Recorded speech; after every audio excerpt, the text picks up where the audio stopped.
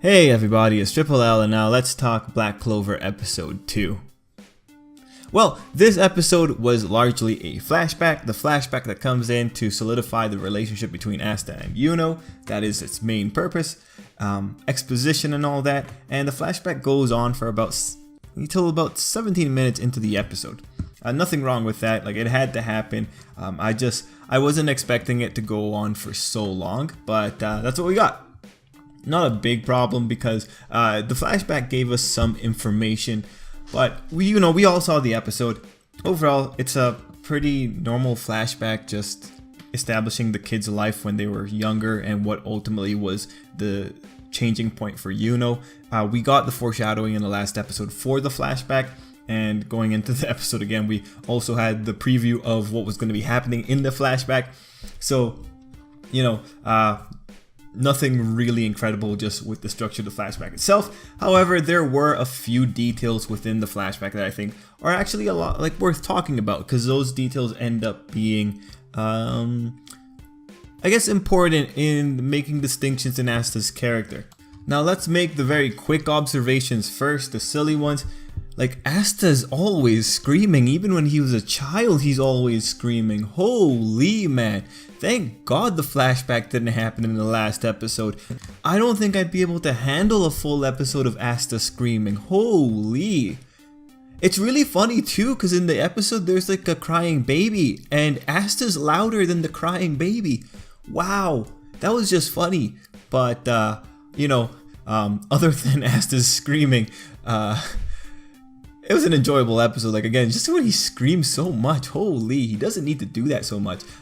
In the last video, someone pointed out that there was kind of some distortion when you were hearing Asta screaming in the episode. And now I just wonder if the audio direction for the Asta character is just literally scream as loud as you can. I wonder if there's actually someone that's sitting in the recording room telling people you're not screaming loud enough when they're voicing Asta. Because just like, I'm pretty sure these are two different voice actors, and they're screaming across both iterations of the character. It's just like, man, you can show energetic without having to make it like so loud. Anyway, that's the very silly point. It's important when it comes to like the overall enjoyment about the series. Like, I'd rather Asta be quiet or just talk like a normal person rather than be screaming all the time. But hopefully that'll be something that gets fixed over the course of time. Maybe by episode 5, maybe he's not screaming as much. That would be a nice thing. Anyway, that's really the only thing I could really paint as a criticism for the episode, because otherwise it's a pretty normal episode. It's a pretty nice flashback, and truthfully the flashback I think was very heartwarming. There was a scene in the flashback that really got me. The next point to talk about is, let's pick one that's good here. The world's origin story. So we get a detailed origin story of when Asta and Yuno are not talking. They're being told a story by the sister, and we go through the story of, there were people that worship devils, and then there was the devil, the giant devil, that it was a king that got transformed into devil. We all saw the story. What I'm just thinking is, normally, when you have a creation story like that, there's usually a lot more tragedy behind it. I'm pretty sure that eventually we're going to get to a point where we're going to find out that story, the little story that little kids are told, is actually just a gross overgeneralization of what happened. It leaves out important details, like maybe there were two oppressed sides, like maybe it was much more tragic on the side of the demon worshippers. Maybe they weren't even demon worshippers. Maybe this was a case of people just were scared of them and they assumed that they worship demons. That said, because there is a demon element in Black Clover, we can't really throw that out. I mean, we see that there's a demon shadow behind Asta. That said, and actually, yeah, then there's like the giant skull with like 3 eyes, and it's like just, okay, very demonic, but there might be a legitimate tragedy behind that. I'm just kind of excited to see like if it actually ends up being an accurate representation of history, or if this was a case of history being rewritten by the winners. That said, it's shonen, so I think expecting that as a plot twist, I think that's reasonable. I'm just kind of excited to see how the author would try to balance out that origin story, if it would make the demon side more sympathetic. Whether or not he can execute them as being sympathetic is a big it's a bigger hurdle than to just be used in that particular way, I guess. Anyway, moving on to the next point from within the flashback, and that was, I think, probably the most important point, and that being the, I guess, full logic for why Asta and Yuno want to be the Wizard King. Now, mind you, Yuno effectively started piggybacking off of Asta with his dream. He picked it up because Asta had it and got inspired by Asta. But I think what's really good about Asta and Yuno's overall goal, aside from how supportive they are of each other, how accepting they are of each other, is that when you look at Asta's rhetoric for the Wizard King, like at first glance, it seems to be a very selfish motivation. It seems to be a very self-centered motivation. But then you see in this episode, it's like, no, Asta's overall purpose here, or overall goal, is like hard collectivism. It's a hard equal opportunity rhetoric that he's embracing. And this is one of those things that you kind of want to have if you ever have to start justifying in what ways does Asta differentiate himself from other shonen protagonists. Because Asta's show Black Clover is coming out in such a shonen saturated era, I guess. These little distinctions are going to be what ultimately separate him from the rest of the pack and can at least let you argue that he is his own character to some degree. But that said, I do find that to be a very interesting thing with Asta because, again, he's preaching the collectivism. He's already hard collectivism, and the thing is, he had that as a child, but it's still kind of cool to see him thinking about other people to this degree. I mean, if we make the comparisons to the other shonen protagonists, they all have their own goals. Naruto had Hokage, Deku has number one hero, and Luffy has Pirate King. We know that for Deku and Luffy, well, actually, we know for Luffy in particular, Pirate King is a totally selfish state of mind.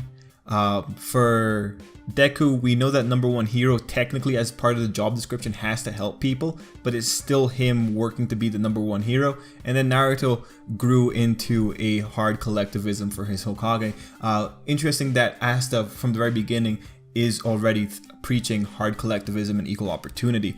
And with the equal opportunity thing, it does sort of justify why the whole poor versus rich kind of narrative that was presented in the first episode, why it's so exaggerated for Black Clover, since this is the immediate thing that Asta's dealing with.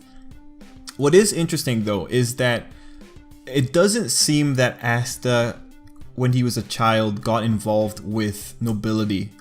Instead, he's just like a byproduct or affected by the overall system. So this is overall, I think this speaks well for Asta's character. I think this is really good for Asta's character. He's already embracing concepts that a kid really shouldn't be embracing at that age, but the fact that he's embracing it, that's what makes it so heartwarming. That's what makes it like something that can be inspired, right? And the other thing that's really nice about the setup for Yuno and Asta's past is, like, in the same way that Asta's preaching equal opportunity, like when you look at their shitty past, like, it's really not all that different than any other orphan's past. Every orphan probably had the same quality of life, if not worse, that Asta and Yuno had. So this kind of just reminds you of the fact that everyone possibly had the potential to end up going after the goal that Asta did.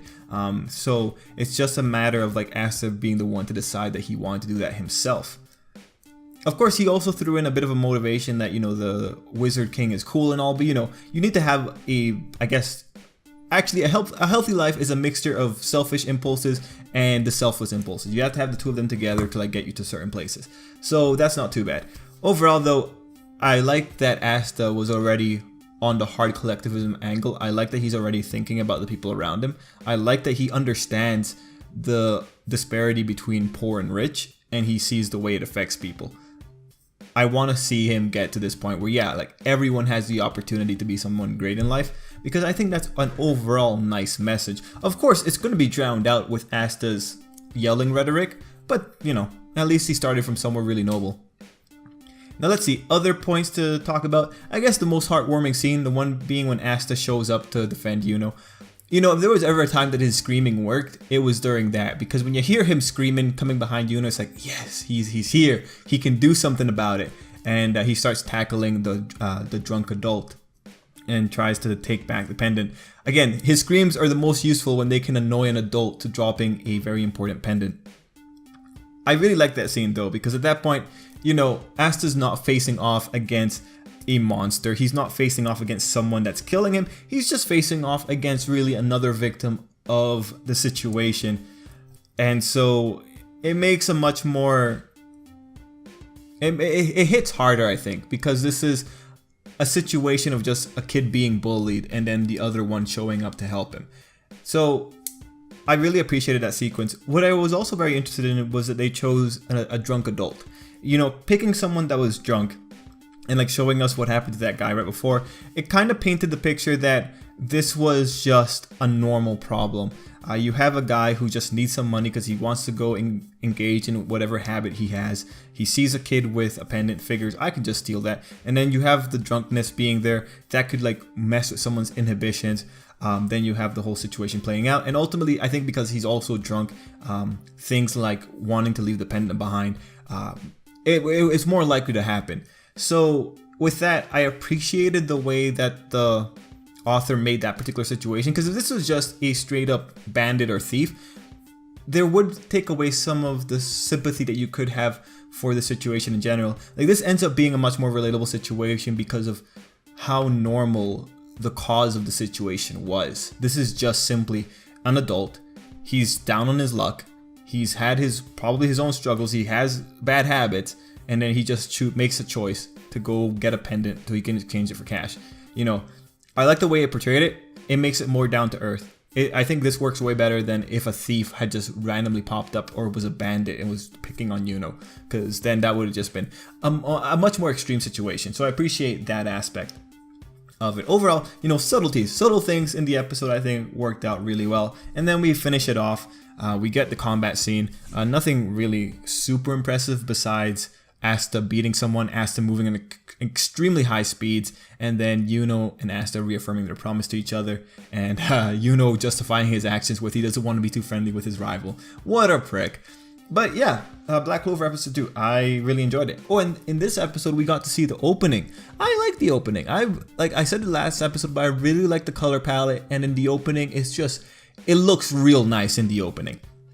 There was one segment in the opening that I really enjoyed, and it featured the main female character. There is the spot where she just kind of drops listlessly.